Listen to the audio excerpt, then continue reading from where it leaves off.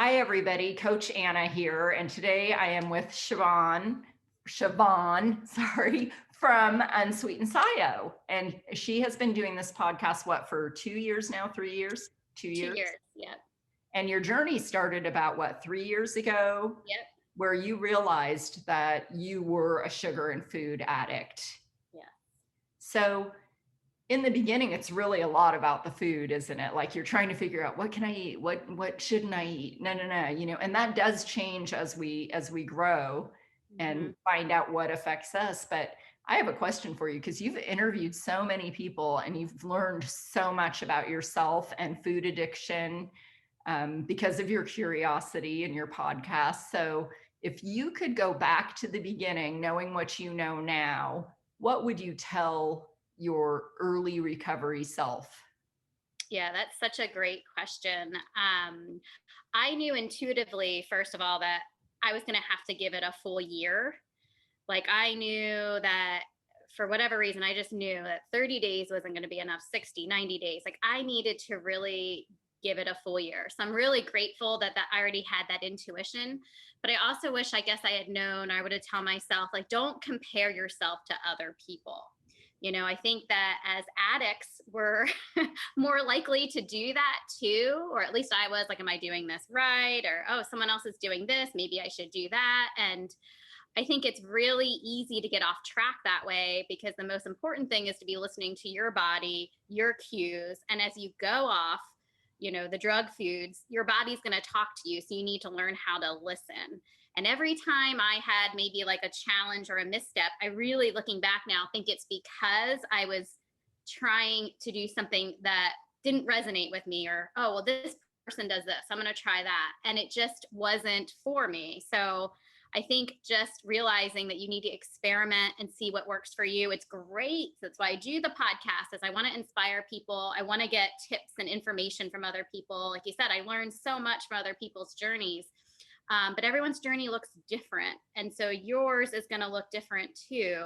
And it's just all about experimentation. And I think being open and curious along the way really helps, instead of so judgmental. It's probably the other stuff. I was always so hard on myself, always, but even when I decided to do this, I think it's just to be a little more gentle, because it is a learning process. So being critical of yourself isn't going to help. Part of that journey is learning some self-love and self-care. And that really goes a long, long way, where I think a lot of addicts tend to be pretty critical of themselves, which isn't going to help you along the process. So. Well, and I think you've got a good point. And I actually heard someone say this just last week, and it was out of a book she had read, and I can't remember the name of the book, but the saying went that the highest form of spirituality is to observe yourself without judgment. And I think that's kind of the feeling I'm getting from you. Like you would have observed yourself and been curious, is this working? Because we're not talking about a diet. We're talking about finding a food plan that doesn't trigger you or cause you to crave food, and doesn't cause you to think about food between meals and this kind of thing. So you have to figure out, I know people that can't eat cucumbers. Their blood sugar goes skyrocketing, and probably they're nightshade intolerant. And they learned that from putting on a CGM. Not that everybody has to do that, but some people, if they're really metabolically unstable, there's so many tools out there to give you kind of objective feedback as well nowadays. Exactly. And then knowing that it changes too, what works for you today. Like I know we were kind of talking before we recorded that I've kind of changed up my food plan a little bit and tweaked it. And I think that's just something that you continually do, because you have to continue to have that curiosity of, well, that's weird. I'm craving something that's unusual. And you think back to, did I eat something that might've triggered it? Or, so yeah, I think I would have approached it with a lot more curiosity versus judgments, because I think it's kind of fun. It can be fun, and then knowing in the end that if I had known how great I was going to feel, of course, that would make it a lot easier in the beginning as well. But I think we get so focused. And for me, I had weight to lose. So, I don't believe in weighing myself. So I don't know how much much weight, but a lot. And so that was also a focus of mine, is, well, why am I not losing weight faster? And that's when the doubt would come in of, well, maybe I should be eliminating this too, or this, but And realizing my body had to do it its own way. Well, and it's kind of that restriction mentality, right? Mm-hmm. Restrict, binge, because most addicts have been chronic dieters, chronic exercise, and then we give up and we go all or nothing and go all out on our binge, whatever. It doesn't really have to do with weight. It has to do with our obsession and compulsion about food and eating, hiding, sneaking, lying. Mm-hmm. Anna, did you finish this ice cream? I don't know who finished it. Whatever, those kinds of behaviors and things that cause us shame and guilt. And it doesn't have anything to do with size. I have had addicts that I've worked with that never had a significant amount of weight to lose. But if you look at their history, you see anorexia, you see bulimia, you see all kinds of symptoms of over exercising and trying to control the outcome that way. And so I think what's also interesting is when you're eating nutrition, actual food, your body composition changes, and people aren't taught that early on. They don't know that they're actually gaining bone and muscle and they're losing fat. So a tape measure can be more your friend than the scale, I think. Mm-hmm. And just that you don't even, for me, I was how my clothes fit too, Exactly. And in the past, the scale was just such an obsession for me. Even today, I feel great. Like, I feel comfortable in my own skin for the first time probably ever. I really don't sweat how I look at all. Where I used to be like, wake up in the morning and think, oh, what am I going to wear? Is it going to fit? I don't have those problems anymore. But I guarantee you, if I got on the scale today, for me, whatever that number said would probably change how I feel about myself. And that's when I just thought, I don't need that, because I also don't think the scale is really a good indicator of overall health. No. I'd rather have my blood sugar levels, measured, and other tests that you can get done. Just what the scale says doesn't necessarily communicate really the health that's inside your body. And that's something I did focus on in the beginning when I wasn't losing weight, maybe as quickly as I thought I would. But I thought, but imagine all the changes that are going on inside my body that I can't even see right now. And I still think about that. There's probably so much happening, wonderful things happening that I can't see, Oh, I agree. So, that brings me to the question of non-scale victories. What were you surprised about as you changed your way of eating and the cravings went away? What surprised you? Like, what other symptoms did you not associate maybe with your food addiction, because weight was the big focus in the beginning? Yeah, that's true. I think just being a lot more calm, like even tempered, just more patience. I'm still a pretty, sassy person or whatever, but much lower levels now. Like, I just feel really steady, so a lot of the mood stuff kind of surprised me, not a lot of mood swings, up and downs. I still do. I want to be clear that it's not like life is perfect for me now, but it's a lot more steady than those big ups and downs. So that feels really, really good. And that's been pretty consistent now for a while. So were you surprised by that at first?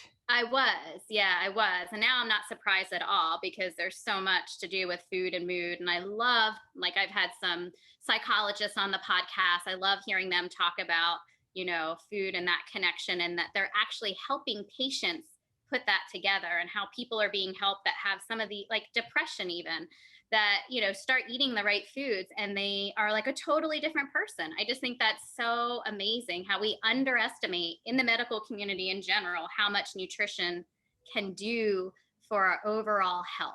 We're in that they just want to give us a pill. And really there's so much more that you can do. And isn't it funny how we will put a pill in our mouth and we think, okay, the pill is going to have a chemical reaction in our body and cause something to happen. But we put food in our mouth and we think it's inert, like nothing's going to happen, but something is happening. Our neurotransmitters are downregulated, dopamine doesn't work right anymore. Serotonin's all out of whack. how can we feel good? You know, leptin and ghrelin, we don't know if we're hungry because we feel hungry all the time because we've done stuff to our gut microbiome that makes it difficult for our bodies to produce healthy neurotransmitters. And what about digestive issues? Did you have digestive issues or anything that cleared I up? never really had problems like digestion, but I will say, like, I'm not bloated anymore. You know, I never feel bloated, or, you know, I've never eaten to the point where I feel like I have to unbutton my pants, because the foods that I eat just aren't very you know, even if I eat a big meal and I'm satisfied, I don't then have to like lay down and, you know, yeah, unzip the pants or anything to be comfortable.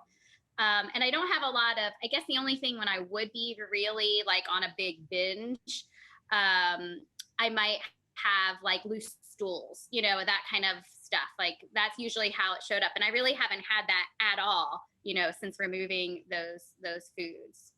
So tell me about your recent training that you completed. Yeah. So we were talking about that. The emotion code, I'll just show a little picture of here because it's by Dr. Bradley Nelson there. That's what the book looks like if people want to kind of get some more information. But yeah, I decided to get certified in the emotion code because it's a great way to clear any trapped emotions that get stuck in your body. You know, I think most people will agree that most physical ailments, even mental, emotional stuff, starts with some kind of emotional, you know, to start with. So this is the most effective way that I have found to be able to clear that. It's like clearing up your emotional baggage. That's, you know, I love it. Kind of But like I started this about, in a way. What's that? Kind of like house cleaning or rummaging Yeah, through how your junk exactly. drawer in a way. Yeah. So I started this about 2 years ago. I was 1 year in my journey and I really wish I had found it earlier. And what I'm really excited about is I'm going to start doing some group coaching. I feel now that I have 3 years under my belt, for the first time, I feel really stable enough and secure in my own recovery that I'm ready to help others, because that's always been the hope and the goal. So I would like to do some group coaching, and I want to use the emotion code too. I really wish that I had started that kind of earlier, but I'm still so grateful that I have it as a tool. And that's really what it is. You know, for me, I ate most of my emotions. I didn't feel them. You know, I didn't want to feel the hard stuff. I didn't want to be uncomfortable. I guess that's another big change. I'm much better at just kind of being uncomfortable and feeling everything.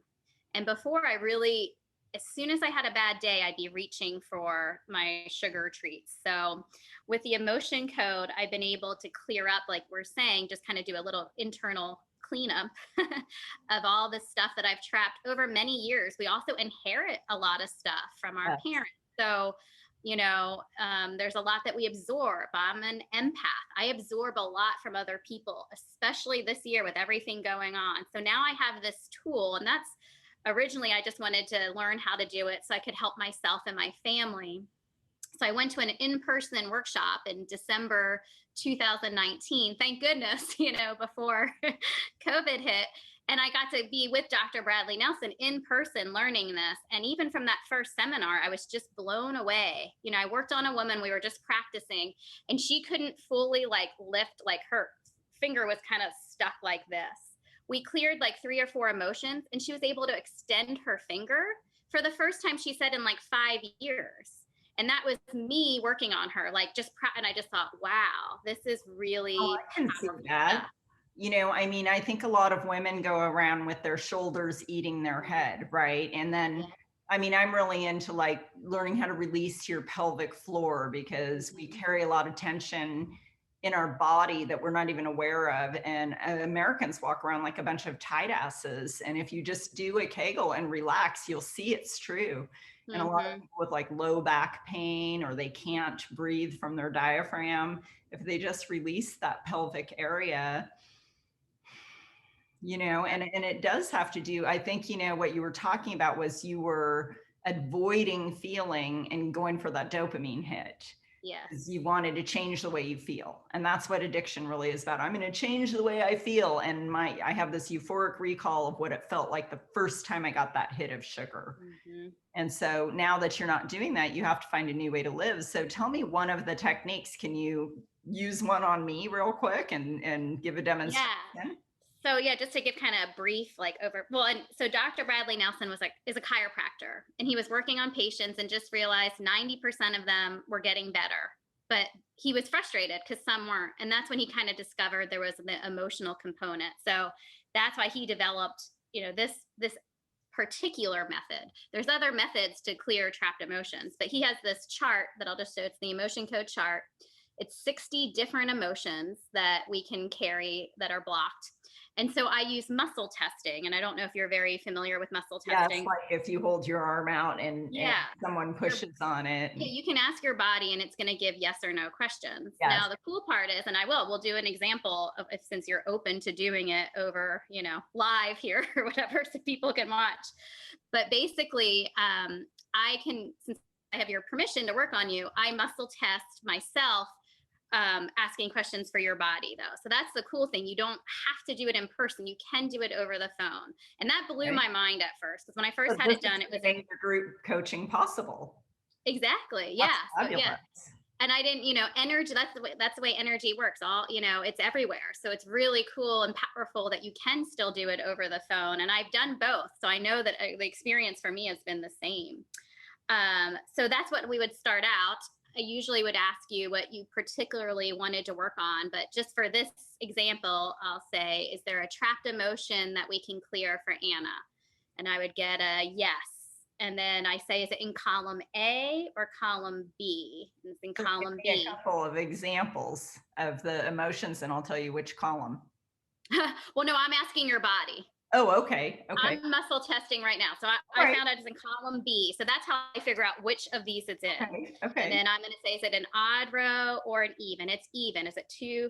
It's in row 4. So it's in B4. So we're going to find out, and it's frustration. And then I ask, is this a current emotion? It's not current. So I can say, what do we need to know more? It's saying we don't. It would still clear it. But I can ask, when is this from? And we can actually find out how old you were, which I think is really cool. This is between 20 and 30 years old. 27 years old, a feeling of frustration. And so that's the trapped emotion. Then I ask, is that ready to release? And it says yes. And then to release it, you use a magnet, which this is also a magnet. And you do just 3 swipes. Now, if you were in person, I would swipe down the back of your head. But since I'm here, I do it on myself remotely here. And then I just asked, did I clear it? And I'm getting a strong yes. So that's what a session looks like. It's about 30 minutes long, and we just keep going through the chart. Sometimes it will come up that it's something inherited, and then that will clear from whoever you inherited it from. And if your kids or siblings inherit it, it will clear from them too, which is really cool. It's kind of, I say it's like the way emotion code keeps on giving. And then you can also absorb, like I said, I absorb a lot from people. So if I say I absorb something from my husband, if I clear it from me, it will clear from him as well. So it's really kind of cool. I worked with someone recently who was so into it. She has her husband going now, her mom, her sister, and her brother. And I'm like, your family's going to be amazing. Open family. That's amazing. Yeah. I have to say that, you're kind of talking about quantum energy, really. Yeah. And when I was 26 years old, 25 years old, I was walking into a class when I was in nursing school, and right at a certain point, I felt this energy and I knew something was horribly wrong. And I walked straight to my instructor and I said, I know there's a test today, but something's wrong and I have to leave. Later, I got a call that my dad had died. And then later, I saw his death certificate, and the time of death was the exact time I was walking into that class. And I had that disconnect, the energy left. And I also had a miscarriage where I felt an electrical volt go through my body. And I knew, and I had an appointment 2 days later and they told me my baby was gone, but I knew the second that it happened. So I think that, some people have very sensitive, like you said, like we're empaths and energy travels. Yeah. Well, and I think you're just really tuned into your intuition too. This is the cool thing is that anyone can learn how to do emotion code. I mean, that's what I love too. It's not like I have a special gift or something. It's just learning to tune into that. I've gotten more and more intuitive now as I worked with many people over the past year. And yeah, I can pick up more stuff.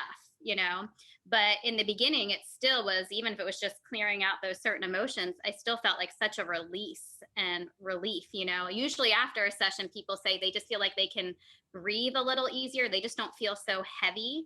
And especially this past year, I worked with a lot of people, and it was just really felt amazing because, a lot of people are under a lot of stress right now. So anything I can do to help alleviate that is, a gift. So Well, and I think just, the connection when someone is paying attention to you and yeah, tuning into you, there's something so therapeutic about just relating with another human being on a more like, I'm not afraid of your emotions. I'm not afraid of your stuff. I'm not turning away from you. I'm not looking the other way. You know how holding somebody has space. something horrible happening in their life and people are like, oh, I'm so sorry, but they're like, Yeah. they have to look away. I mean, I told you before this that I interviewed a friend of mine who's in a wheelchair, and he told me, after the interview, that a lot of people look at him differently, Mm-hmm. and he can feel it, Mm-hmm. and when the little kid comes up and says, hey, what happened to you? He said, Yeah. such a relief, Yeah. he looked at to be seen, Exactly. for someone to say, I see your pain, I see your frustration, I see this, I see that. It's huge. It's very empowering to be seen, to be known. Yeah. And to be able to hold space for someone like that. So again, I don't know if I could have done this work when I was still an addict because as an empath too, it would have been really hard for me to hold space and feel these things that these people are feeling. But I really feel like this is what I was meant to do.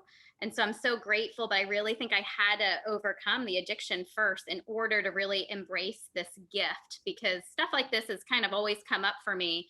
And it's just funny how all the timing works out. But I do feel like it's almost like a counseling session as well, just getting to talk to someone. I'm always just so like people will just open up to me, and Well, I just would share say these it's more things. coaching than counseling. Counselors Yes. they don't get so involved as Yes. as a coach does. Yes. And a coach, I think coaching helps people grow and move forward Yes. towards their new reality, and helps them like recognize the past and not let it drag them down. Where Yeah. counseling, a lot of times they're focusing on the past. They're like That's true. really like, so what happened? So why is this? And it's a bunch of Yeah. analysis paralysis kind of thing, Yeah. No, where that's true. With that definition, definitely more coaching. That's good to differentiate. Yeah. or guiding, maybe even, Yeah. you And know. it feels empowering too, because sometimes, like just going after a session, it just feels like really freeing, that I'm, able to get that out basically. Cause for so long, I didn't do that and lived with all of that inside of me. So yeah, I think it's really an amazing tool and I would be happy to do more on you sometime.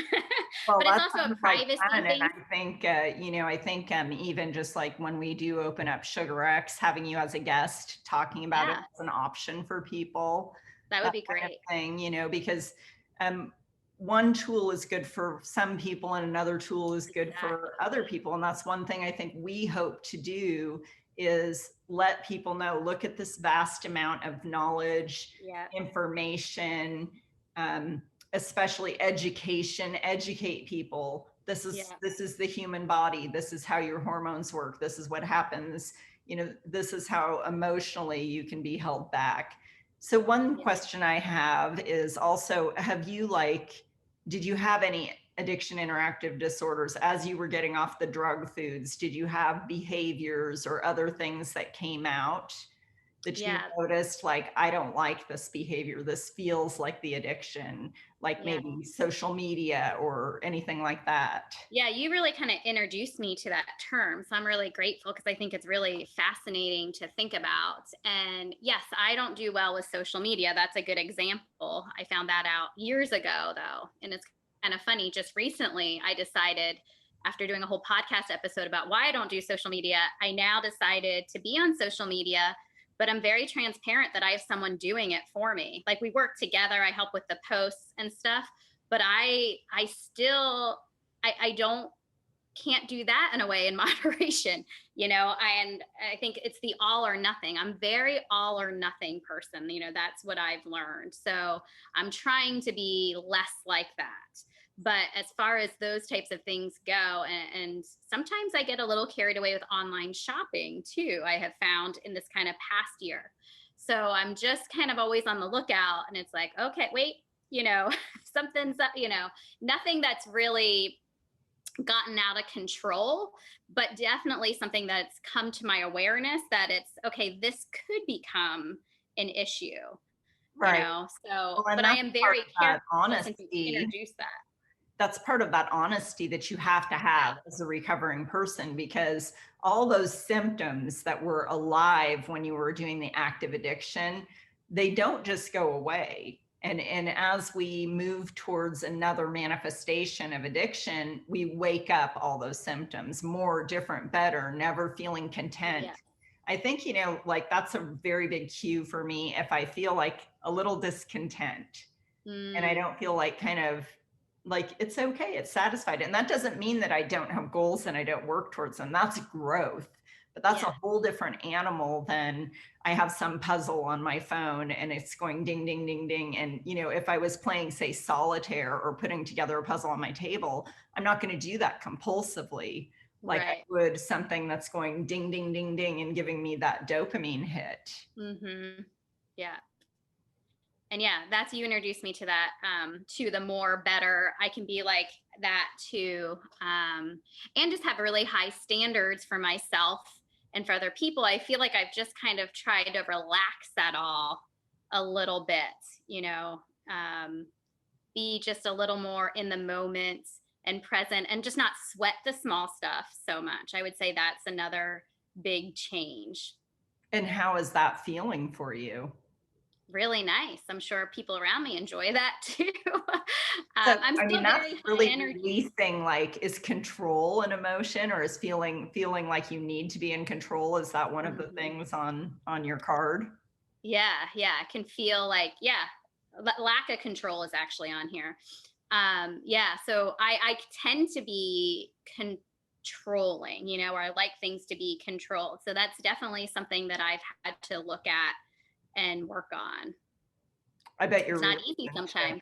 No, it isn't. I mean, I think, but that's okay. It's okay for it to not be easy.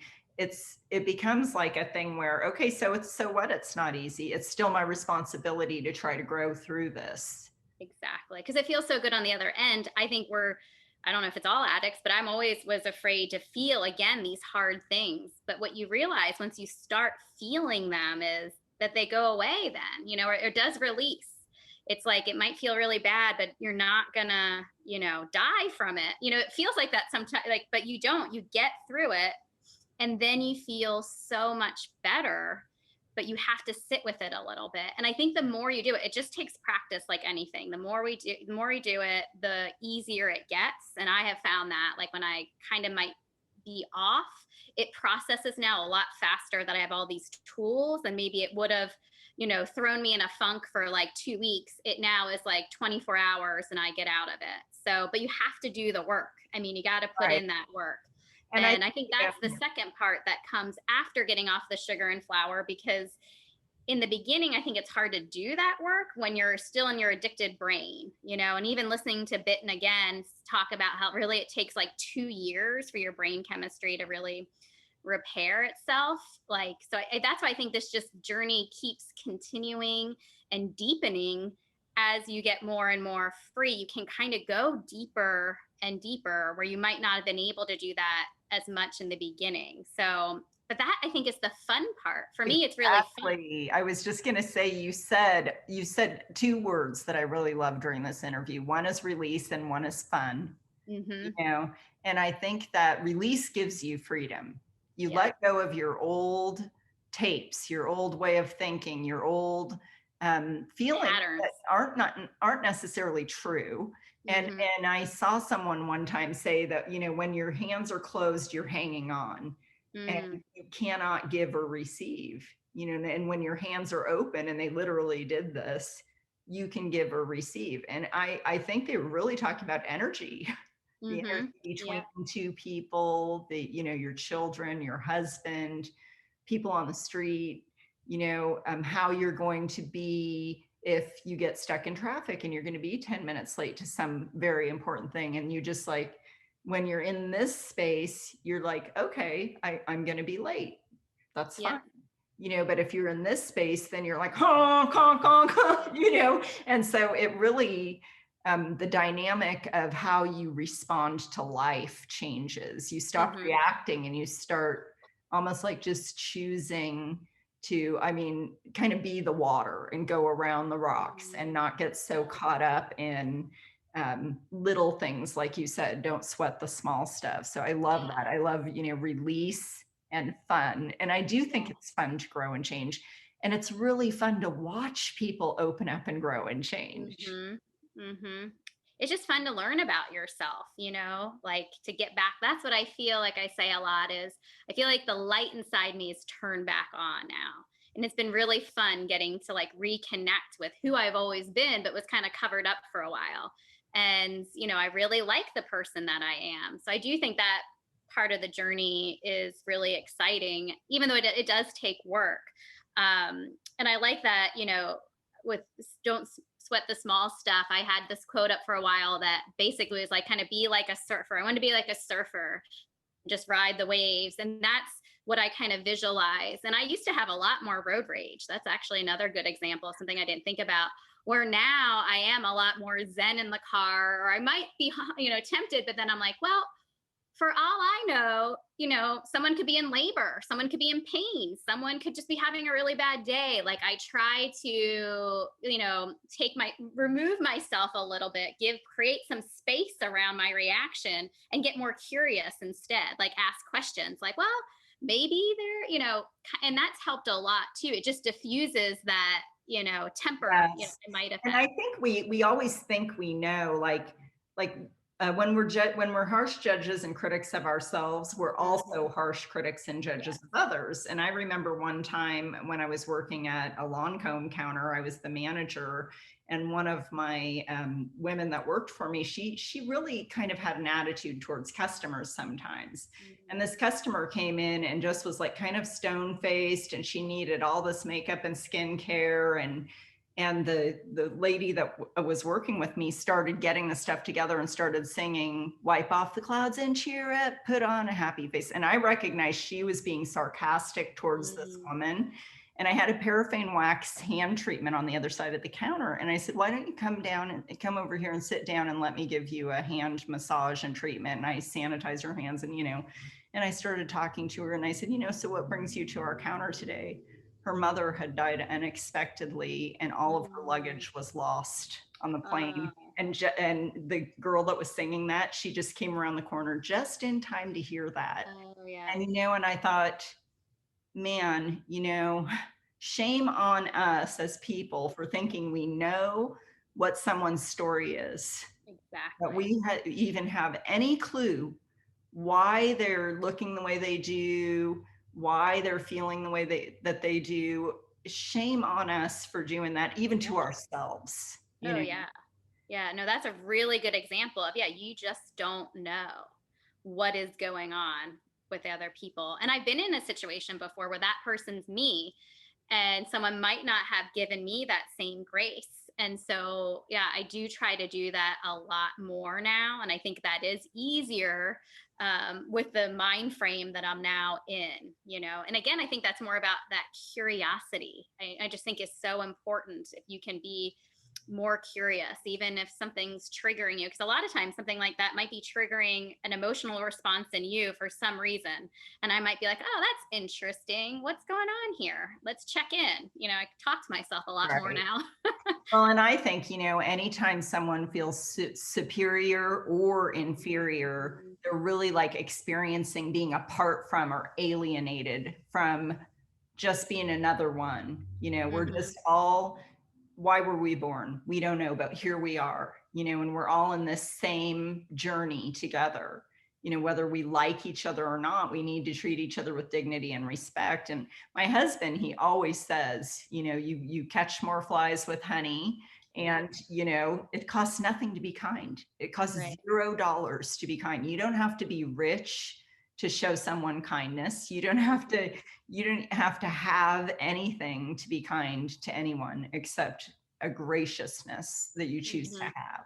No, it's so true. And I feel like that's so uplifting when you can make someone's day brighter. That's another thing I try to do after an interaction. I want that person to feel better after talking, not like draining, them. And I think that goes along too with like just giving people the benefit of the doubt. Because I do feel like most of us are doing the best that we can with the tools that we have. And I think it's really important to remember that. So, Right. And not be so quick to assume we know how someone should be because this is the way we would do it. Well, yeah. maybe we could learn something from someone else. So that being said, has there been a time where someone was like extraordinarily kind to you at a time that you really needed it, that you can remember really? Yeah, I was just thinking of an example of, because this is another thing, I'm a mom, I have a 5 and 7-year-old, and I think, really bothers me, but I think women can be very judgmental of each other, especially when it comes to parenting. And I'm like, it is so hard. Why can we not unite and do this together? Because it is so hard, and so much more pressure on us probably than ever before. In other generations, it's like, you're working, and a lot of people, are working and being a mom and doing all these things. But I was on an airplane flying east. I live in Oregon and my family's on the East Coast where I grew up. And I had my kids are only 19 months apart. They were probably like 2 and 3 at the time. So both really little, melting down because I think we were getting ready to land and it was bothering their ears. And I had to really go to the bathroom. Like it was just like all this stuff happening at once. And this gentleman that was sitting kind of like one aisle behind said, do you need me to hold, like, asked if he wanted me to hold my daughter. Do you need to hold your daughter or do you need, and I was like, no, but I gave him like all this stuff so that I could get up and go to the bathroom. And then he watched my son. I mean, it was just like such a nice, I almost wanted to cry because it was just other people around were probably like, shut those kids up, lady. But he just saw, just the distress I was in. He's like, oh, I remember flying with young kids. And so now whenever I fly, because I travel a lot on my own, and if I'm ever next to a crying baby, I try to do the same thing. Do you need me to help? Do you want me to hold?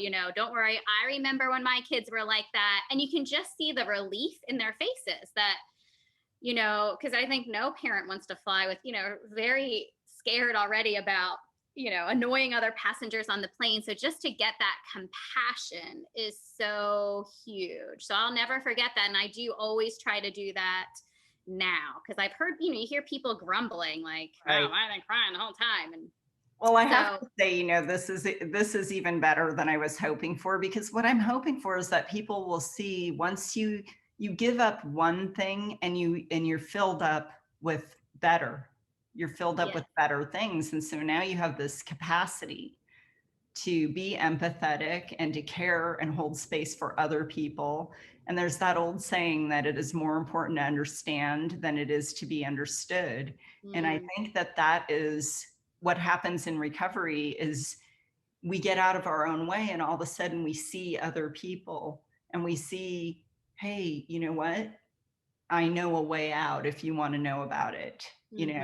I know a path that worked for me if you want to hear about that. And we become that gentleman on the airplane. And that, I think, I have a lady in one of my Facebook groups, and she put becoming before her name on the Zoom call that we did last week. And I loved it. I was like, wow, becoming, and you talked about you becoming Siobhan, right? You weren't you because the disease covered you up and masked you in the behaviors and the guilt and the shame. And all of this is stripped away. And now here you are, left with, this is who I really am. Mm-hmm. And it's layers and layers and layers that you can explore and go through. And that's the part that I think is fun once you get to that place where your mind is no longer obsessing about food, what you're going to eat or not eat. Like, I have the mental capacity now, yeah, to be this person that I want to be, because my mind isn't hijacked by all these crazy food thoughts. That's the thing. I have so much more time just because I'm not thinking about food all day long, 24/7. So I think that's another key thing is, so I think some people that's intimidating because they're like, how, don't see how that's going to happen. But as those thoughts go away and away and away, that enables you to be able to get to that, better place of, yeah, listening and understanding. I mean, that to me is another just amazing thing about going off sugar and flour, is just how much more mental space I had for everything else. Right. It's hard to interact with someone when you're thinking about when are they going to go so I can go hit my ice cream. Or, I mean, really, I mean, seriously, like food addicts know what I'm talking about. We don't have to, if you're not a food addict, turn this off, don't listen, because, food addicts, like we think about food 24/7. We eat something and then we think about what are we going to fix next to eat. Right. Or we don't even wait. We just munch all day. And we have little stashes everywhere and we don't go anywhere without something, So that's a good example. In the past, if I had been at a restaurant, say with a friend that is really going through something and, sharing, I want to listen and be a good friend. But if there's like bread basket on the table, that is taking my focus.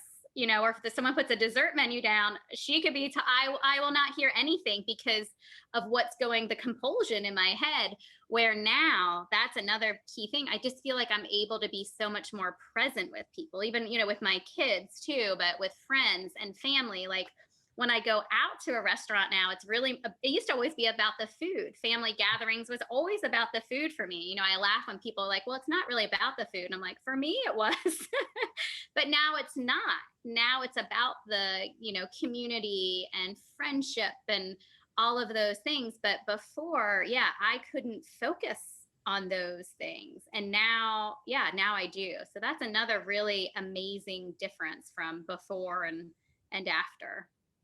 I agree. And I think that it's so empowering, and I know it's scary to start, but it just is one bite at a time, one little teeny step at a time in the right direction, and your life can just open up and change. And it's a beautiful, beautiful gift to yourself to stop doing the thing that is enslaving you, and it's hard. Addiction. It's hard to do it. I mean, you go through withdrawals, you have this kind of thing, and there's so many people and so many tools and so many ways to tap into recovery. I encourage people to find a way that works for them. Sugar X isn't going to be for everybody. There's all kinds of other things out there. So, it's my hope to just shed light on all how the world is your oyster, and you open that up, and I think there's I'm saying oyster, and there's that saying about irritation produces pearls, right? And that addiction is kind of an irritation, and when we overcome that, here comes the pearl, here comes the pearl and the beauty. And so I'm just I'm thrilled that you're finding your way more and more, and I'm excited to see what else life has to bring to you. And everybody follow her on Unsweetened Sio. You wrote a book as well. I'll put all that stuff in links. I haven't written the book. That's funny you say that. So I was writing a book. I'll just share a little bit about my story. I didn't go through a program, and I don't recommend that necessarily. I just didn't find something that clicked with me. Now I'm totally aware of all these amazing resources. I just wasn't then. And that's why I'm so excited about Sugar X and my podcast too. I'm trying to just put those resources together for people so they see there's not just one way to do it. Like you're kind of saying, there's all these tools. Make your own toolkit, take a little bit of that, a little bit of that, a little Siobhan, a little Anna, whatever. But at the time I didn't, and then I couldn't find a book. A lot of books, were about food addiction, but I wanted to read like someone's day-to-day journey. So I started writing every day just on my laptop, a journal entry, day 1, literally day 2. all the way 365 days, the full year. And I do some of the recaps on those on my podcast if anyone's interested in listening. But anyway, my goal was to do a book. And I realized that for me, speaking is just so much easier than writing. And I had someone say that, well, what? And that's why I started the podcast, was because a lot of the stuff I talk about are, I have a book outline or chapters in my book. And so I do still hope to write that one day, but I will probably need someone to collaborate on that. That's, can help me along. But yeah, that was something that I felt would have been really helpful on my journey. Again, not as a comparison. It was just as okay, this is kind of what she did, what worked for her. And again, taking what makes sense to you, but you don't have to take it all, just whatever does click with you. And that's why I'm excited about Sugar X as well. I just think it's going to be so many different resources for people. I think it'd be hard to not find something. And I loved being able to interview all of the co-founders, all 5 of you on the podcast, because everyone's so different and brings a little something different. So that's the other, advice I'd say to people. You can find a coach that clicks with you. There's a lot of different people, and doesn't mean someone's better than the other. Someone just might be a better fit for you or really resonate with you. And that's really what you should look for. Right. So, and the really big thing is, no matter who tries to help you or agrees to help you, or coaching or program you go through, the disease of addiction is not your responsibility, but your recovery is. Nobody can walk the walk for you.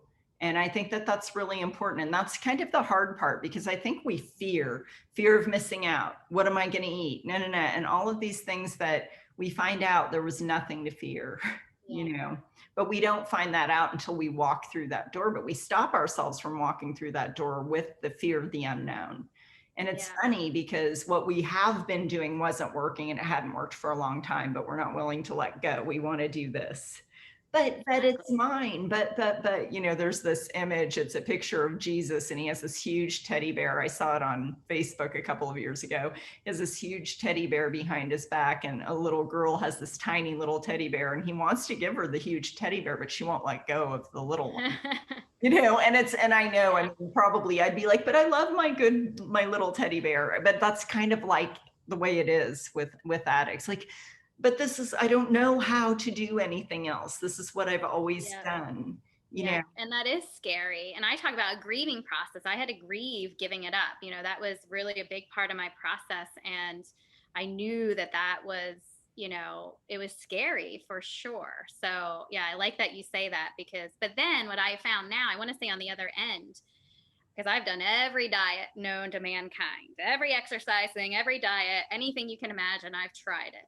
And what I found with this, because it's not a diet, it's just the way I eat now. It is the easiest thing I've ever done in my whole life, because, it's just, I don't have to white knuckle it. I don't have to, it just is so much easier to be abstinent than it ever was trying to eat in moderation. That's where the white knuckling came in with all the diets and stuff.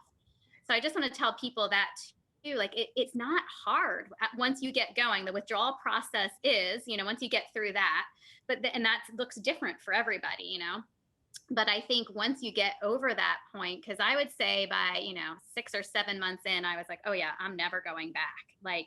This is way, way easier. My stress level is so much lower now around food. That's probably another just big thing. My stress level in general is so much lower because I'm not stressed about what I'm going to eat or not eat. And yeah, so that's another huge, huge benefit. And one other tip I just wanted to give people, and we were talking, it just came to my mind of anyone thinking about, or if you're in the process of giving it up or, whatever, a thing that really worked for me was just having a mantra. I think that's really important. So I say this a lot in my podcast, but mine was, I don't do that anymore. I just don't. It was just that simple, but still when we're talking about interactive disorder, addiction disorder.